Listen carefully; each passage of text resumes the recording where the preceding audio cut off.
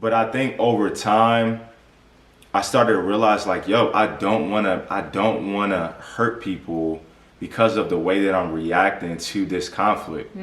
And so over time, especially when I met Jazz is like a little butterfly. Like you don't want to hurt her. Like she's so fragile, What a delicate flower. like so delicate.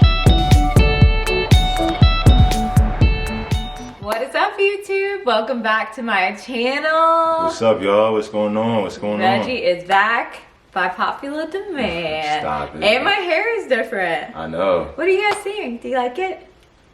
I think it's perfect. Thanks. Perfect. Fits her perfectly. Thanks. I'm feeling a little spunky these days, but I'm so glad you're here. If you're new, make sure you comment down below saying, hey, I'm new. I would love to talk to you. And today we have a special topic that I'm really excited about. So if you're interested in hearing more about it, just keep watching. Yeah. Nah, this is a topic that we kind of get. We have friends, we have people that ask us all the time. Even Jasmine's dad asked me the other day, like, yo, I gotta ask, like, how is married life now? Yeah. And I think, people are starting to understand that we're kind of out of the honeymoon phase now. It's been, what, a month and some change?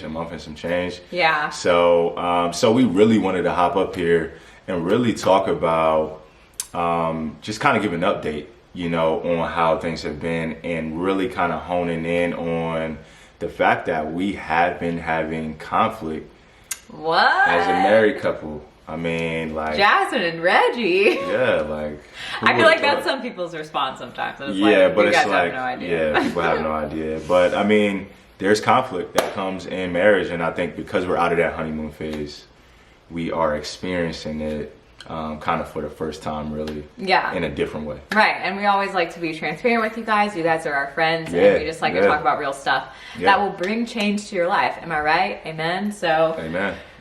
So yeah. Yeah. So first of all, I mean, obviously we want to let them know that this is an update.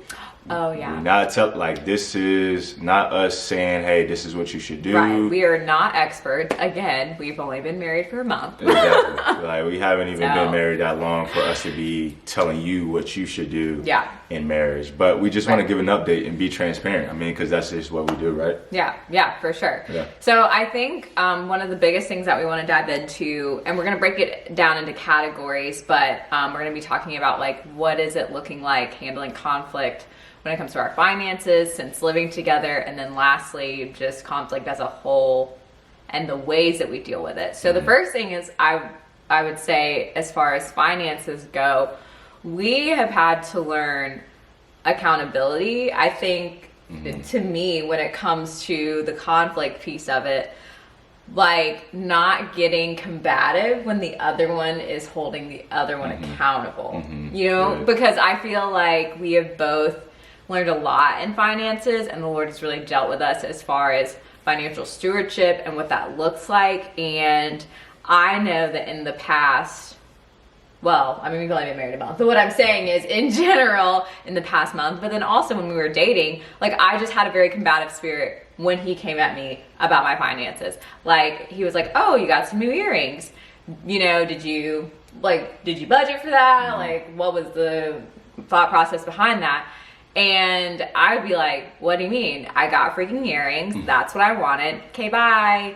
And that was kind of my attitude before marriage. And I think now I'm realizing that I have to embrace accountability. I have to embrace the fact that our finances are one. And so therefore he has a right to be like, hey, is this a good idea for you to buy this? Hey, just challenging me, playing devil's advocate, and making sure that we are making decisions that will push us forward. So, like, that's kind of my piece on the whole. I would say that's the biggest finance difference. part, yeah, for sure. And I think like as far as the whole accountability part, it is important for me or her to not be like, what is this? Why didn't you do that? And coming off super combative. Yeah.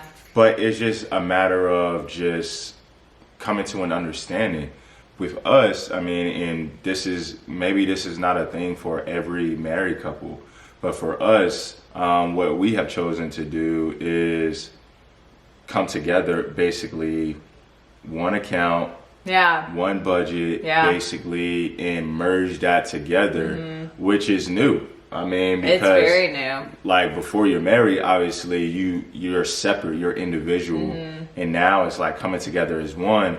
It's like, yo, if we didn't have our finances together before, or if we wasn't really focusing on our finances before, it's like this situation right here now is like, okay, like we gotta hold each other accountable because we're sharing the same account, we're sharing the same budget pretty Yeah. much. So but yeah, like I would absolutely, I would agree to the same thing pretty much, like just the budgeting part and the amount the amount of times we actually have to talk about finances. Right, because I mean, our goal, I mean, we're not perfect. Again, we're still trying to figure it out what works best for us, Yeah. but our goal is to talk about it every week, kind of looping back around, being like, okay, because, you know, sometimes we're not always together, so sometimes we'll like go out to lunch or something, and, you know, we just need to talk about those things. But for me, I feel like with the accountability piece of it, something that I hated before we got married, I feel like I'm really embracing it now.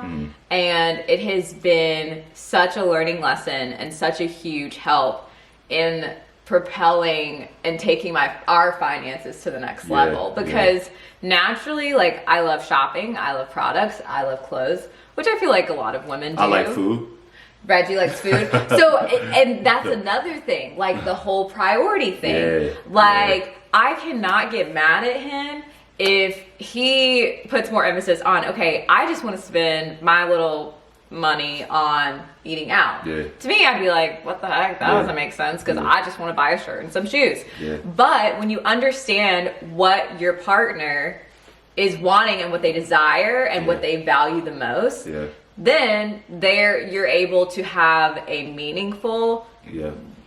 respectful, loving conversation, speaking the truth in love, because if it doesn't make sense, you can be like, hey, that don't make sense. Yeah. I don't think we should buy that. Yeah. But anyway, Yeah. so I'm rambling. Do you but feel yeah. do you feel like it has gotten easier going from being separate or individual or more individualistic standpoint with finances versus us coming together as one with one budget? Do you feel like one is easier than the other? Do you feel like you're getting acclimated pretty easy?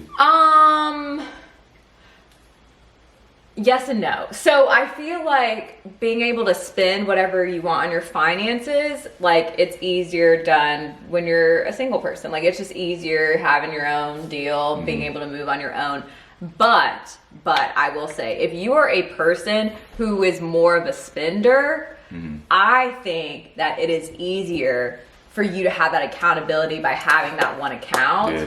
So that you can make better decisions. Because I know with me, like, I will not get to where I need to go if I don't have that accountability. Because then I'll justify, well, like, I can buy this freaking face roller. I can buy this face roller because I want this face roller because, like, my face is puffy in the morning, Right, you know, right, and I right. want to make my life better. You know, that's Or like kind if of how I my drink. account is showing up that I had a milkshake for 3 days in a row, you feel me? Like, I can't necessarily do that. Why? Because, and not that, you know, we're hiding it. Right. But it's accountability. Yeah, You feel and me? it's Like, needed. Yeah, and it's like, I don't need 3 milkshakes in a row. Like, Right. for 3 days in a row, or a milkshake every day, or just Yeah. be spending it on random stuff. Like, the accountability part that comes in is different. It's on a different level, but it's needed. Yeah. And if you're like me, I don't like rules. I don't always like, you know, guidelines and all of that stuff. Yeah. Like, I'm a natural rule breaker, but I need it, you know, Right. at the same time to a certain extent, in order to actually grow and get to another level. So, Yeah, that's Yeah, really good. yeah. Okay, so what's our next topic? yeah, I think that the next topic that we are really dealing with and that's different is, of course, the living situation. Yeah. That brings like a completely different aspect and a perspective. Now, as we are living together and seeing each other, we go to sleep, we look at each other. Like when we wake up, Yeah. we're looking at each other. Yeah. Like throughout the day, of course, we work and stuff like that. We're out and about, but we see each other a lot more. Right. And I think that brings different challenges. Yeah, especially in the context of handling conflict, because what do you do when you just had a really heated discussion or argument And then you live in the same freaking house as the person. Yikes. Yeah. And I think one thing that, you know, I've thought about is before we were living with each other and before we got married, whenever we had conflict, and this is going to kind of segue into a topic or a thing that, you know, is really, really important that we're understanding is whenever we were not married and we weren't living with each other, I would actually use the fact that we weren't living with each other, and I would use it as a tool for me to evade conversation or evade having to resolve a conflict or something like that. So in those type of situations, if we got into an argument or we got into a situation where it was heated, if I wanted to just like bounce, like I would bounce. And there was times where I've done that and it wasn't resolved correctly. And that's not the right way to go about doing it. Where now it's like, because we live together, yeah, you can go take a walk, you can, you know, go somewhere else. Yeah. But at the same time, like 9 times out of 10, you're going to have to come back anyway. And you're going to have to face, you know, your spouse. I'm going to have to face Jasmine face to face, you know, later on that day. So I think living together, like that brings completely different, you know, challenges on a different level. Not bad. That's why I call it challenges, but also us seeing each other all the time. Sometimes we need our space. Yeah, and it's important to know as well, because I feel like being all up in someone's face too much too can cause some conflict, not allowing for that space, because it's important to know, okay, are you an extrovert or are you an introvert? Do you like your space? Do you like being around the person a lot? I get my energy from being around people. So like I can be around him all the time. Yeah. When I say all the time, and I'd be good to go. Like if I went weeks without having my own space, You know. oh my gosh. No. But I mean, and he, on the other hand, he needs his space, and both are okay. Like, yeah. And Like, I'm half extrovert, half yeah, introvert. he's like in the middle, yeah. But once that extrovert tank runs out, it's like, man, like, okay, like I just need some space. I need to get away, you know. But I think we've done a good job because we've implemented systems to where we spend, you know, we do our quiet time separate. Right. We do different things. And just communicating. Being if someone needs space, hey babe, right now I need some space. Yeah. I've had a long day at work, I need to decompress. And I'll be like, cool. And there are some times where I need my space. I just want to watch my YouTube video right now. And then he'll be like, cool. Yeah, And then we'll yeah. go in separate rooms. Yeah. I mean, yeah. Yeah. And we make it work. Yeah. So Yeah. So the biggest thing is, and this is kind of talking to my guys. So right now, if it's okay, I'm gonna kind of, and some women may deal with this too, but I think really with guys, like for me, I struggled in the past with conflict resolution because I was super reactive. So the way I dealt with conflict is I reacted just off of my surface emotions, which was anger. And I would snap and I would just basically go on a tear and go crazy or whatever. I would be disrespectful, all of that. And I saw that it was very hurtful and very destructive, you know, especially to the people around me that I loved. And over time, like I had to go through anger management and all of that as a teenager, you know, to actually deal with this. But I think over time, I started to realize like, yo, I don't want to hurt people because of the way that I'm reacting to this conflict. And so over time, especially when I met Jazz is like a little butterfly. Like you don't want to hurt her. Like she's so fragile, delicate flower. like so delicate. And I'm like, yo, like I cannot hurt her feelings. Like I do not want to hurt her feelings. I do not want to yell at her. I do not want to snap on her because she's just so fragile. Like I don't want to do that. And so if I can just keep to myself and bite my tongue, I'm good. I've done my job, basically. Yeah. And what that turned into, and I didn't know it, but what it turned into was passive aggression, which is like a lot of us, especially as men, like we think that, hey, if I just shut up, if I just walk away from the situation and don't deal with it, or if I just bite my tongue, then I did my job. Why? Because Right. I'm not being Yeah.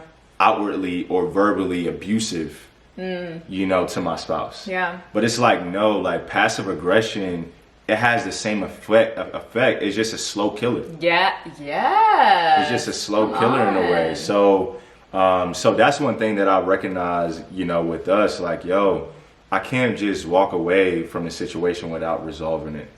Yeah. And then on my end, I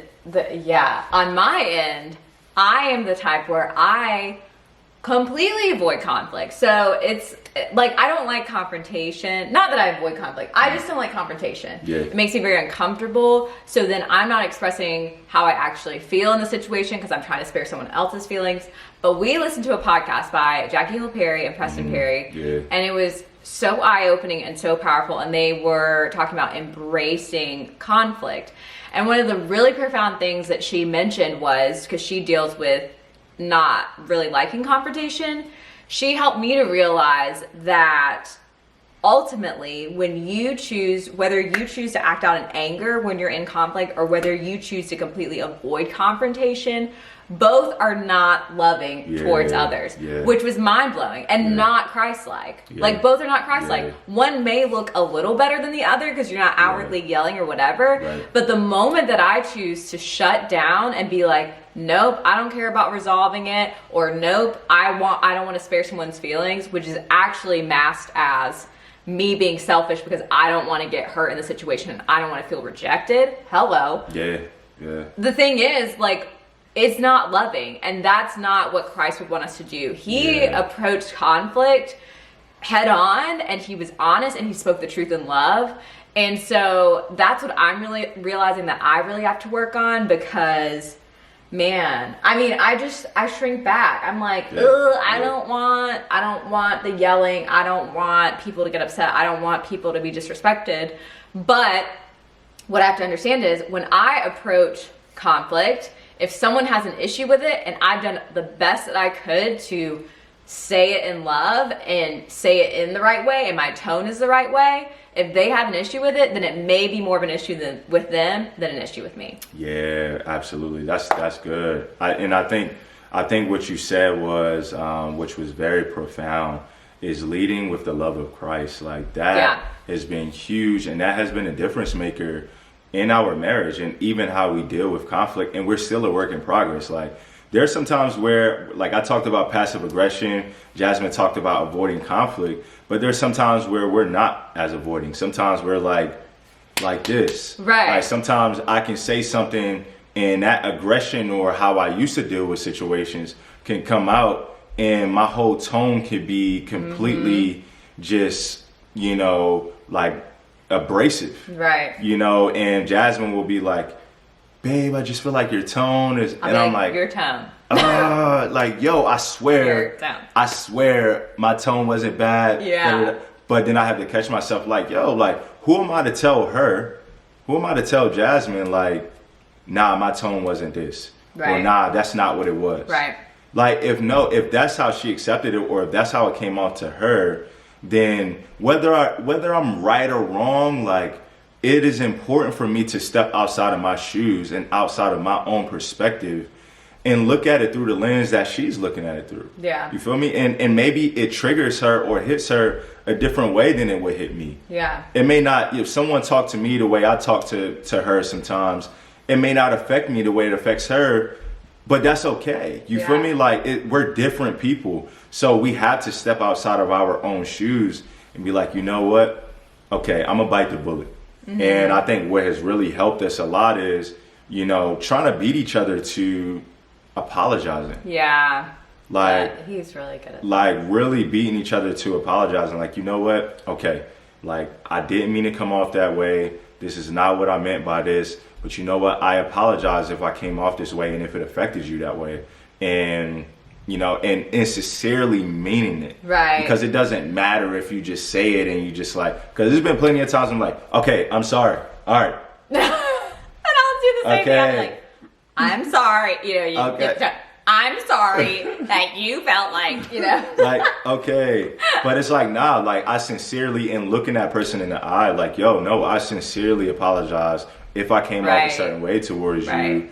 And, you know, your feelings, they matter. Like, I get it. Yeah. You feel me? Like, I completely understand. So I think what you said about leading with the love of Christ, that's what Jesus did. Yeah. You feel me? Like, Jesus, he was willing to step into places where other people weren't willing to do that, and be the first to say, hey, like, you know, like, I'm here, like, I'm gonna extend my love to you even when someone else may not do that. Right. And I just think that's very that's a sign of leadership. Like, and both of us, like, even though I'm the male in our relationship, both of us have a responsibility to lead in that way by leading with the love of Christ. Absolutely. And one thing that I'm really working on is, so my brain works in this way where like things just come to my mind and I just blurt them out. Me not saying that I can't control my tongue, but what I'm saying is if something pops in my head like, oh, you need to get rice from the grocery store, I'll turn to Reggie and be like, oh, I need to get rice from the grocery store. But the thing is, that doesn't translate well when considering whether it's really late at night or really early in the morning, because those are times where we try not to discuss very important and heated topics. But there are some times when I'm laying in bed at night, something pops into my head and I'm like, hey, da-da-da.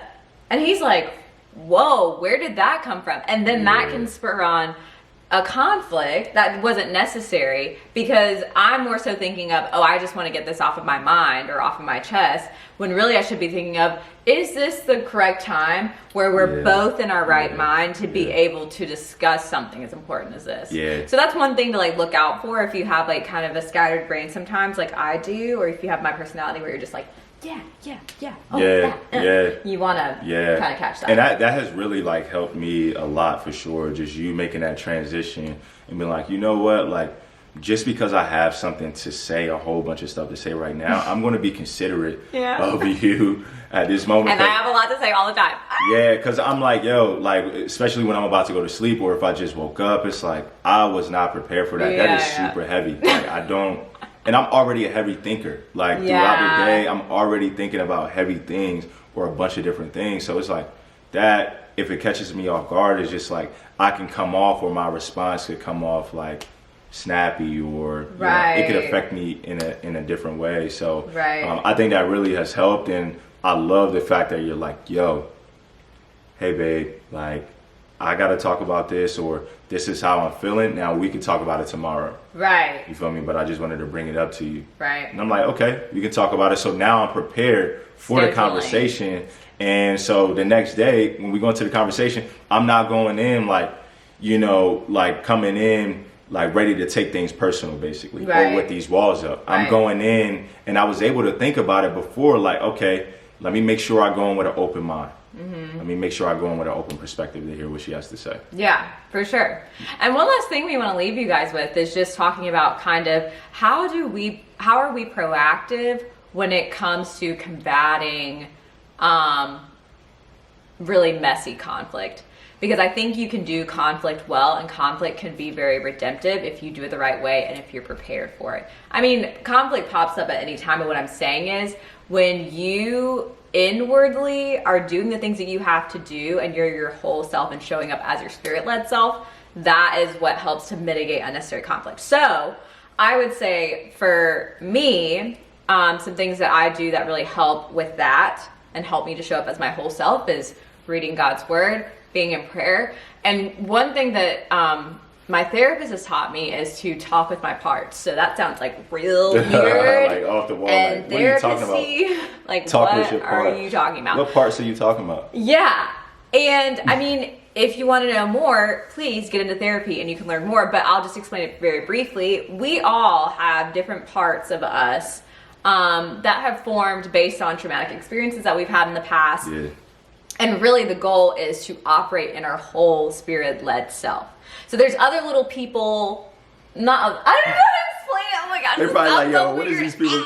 They're probably ready to click out right now. I know, okay. But anyways, I'll just explain it how it makes sense in my head. If it doesn't make sense to you, talk to your therapist or find a therapist. Anyways, there are other little parts on the inside of you that kind of bring on different emotions and different reactions based on your past that are not necessary for who you are in the present. Yeah. So, for example, if Reggie and I are having a conversation and he says something like, well, you should have done this better. And I had a teacher in the past who always told me, Jasmine, you should have done this better. A little girl part from my past can come up and be reactive and be like, what are you talking about? And respond as if I'm that little girl from the past who was hurt by her teacher, when really that's not the case. I'm standing in front of my husband who is talking to me and who loves me. Yeah. So anyways, I talk to my parts in the morning and I'm like, hello, hey parts, thankful for you, thankful for your job, thank you for protecting me. And then I remind them, hey, I'm 25 years old, I'm in a better place, I'm healed, I'm whole, and I'm operating by the Spirit. And I just sit with them and I talk with them, and that helps to make me more aware of when I'm triggered in certain situations that go on, whether it's in conflict or not. I'm able to be more aware and operate out of my whole self instead of being reactive. I'm a part of a group called ACA. If you don't know what it is, look it up. But they always talk about being actors instead of reactors. I want to be an actor instead of being like, bleh, bleh, bleh, every time something happens, especially something triggering. So I sit with my parts in the morning, I read my word, I pray, and that helps me to show up as my best self. Even when conflict abruptly arises and knocks me upside the head, I'm able to say, let me center myself. What did I read in my word this morning? What did I pray about? What part is coming up for me that happened in my past that's causing me to feel like I want to amp up? So, That's you gave us a little bit of everything. I know. It was like the sermon. But that's so good because the preparation part is key, and that's why, like, for me, mornings and nights are like crucial. And not only am I like, Jazz, like, don't bring up anything heavy in the morning or at night, but I make sure that in the morning and at night I am doing things that will actually bring serenity to me. And so in the morning, like she talked about, that looks like reading my Bible, that looks like spending quiet time to myself, that looks like working out, that looks like journaling, whatever that is. It is preparing me for the day, because there is a huge possibility of conflict or all types of things being thrown at me. So it is key for me to prepare for that. And then the one thing that I wanted to leave you guys off with is, for the ones out there that are contemplating marriage, and I'm like, man, like, you're really on the fence, and you are like, man, I don't know how much different, marriage is going to be. Is the conflict going to be different? Do I have to have this much money, or I got to be this prepared? The thing is, like, especially if you feel led to get married to someone, the thing is, you'll never be perfect.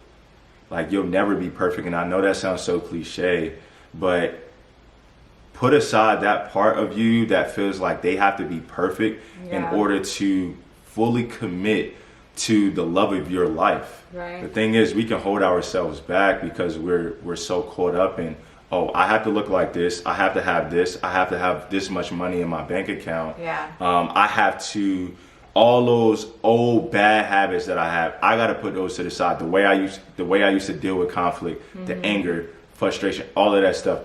I don't want to have, like, the thing is, when you get married, you and that person are coming together, and it's for better or for worse. So it is, in marriage, it is meant for you to work through those things together, because whether you believe it or not, you won't be able to fix those things on your own. And that's the whole point of one of the main points of getting married, is having someone who is a soulmate who will help you and walk with you, through overcoming those situations. And so, like, I just want to encourage anybody out there, that's thinking about that. And just because you may not be perfect or may not be great at dealing with conflict right now, or you may not be great at expressing your love or your kindness, or your soft side, whatever it looks like. You may not have all the money in the world in your bank account right now. Like, put all of that to the side, and do not allow that to hold you back from fully committing to your soulmate. But we really just wanted to make sure that we were transparent and kind of giving an update as far as where we are. But I mean, just today, before we recorded this video, I mean, we got into some conflict. We did. Like, we got into some like, conflict. wow, how applicable to us. Yeah. So we want to show the highlights, but at the same time, we also want to show the moments where it's not always easy. Yes. Yeah. I mean, how do you even follow that up? That was fire, babe. Thanks for that. Nah, it's good teamwork. Killing it. Yeah. So anyways, thank you guys so much for watching. We hope that this encourages you. And if you guys have any questions regarding how to deal with conflict, or just want to share kind of your story of how you and your spouse or your significant other handle conflict, go ahead and put that in the comment down below. Don't forget to like and subscribe. And yeah, you guys are awesome. We love you so much. And thanks for watching. All right, y'all. Bye, guys.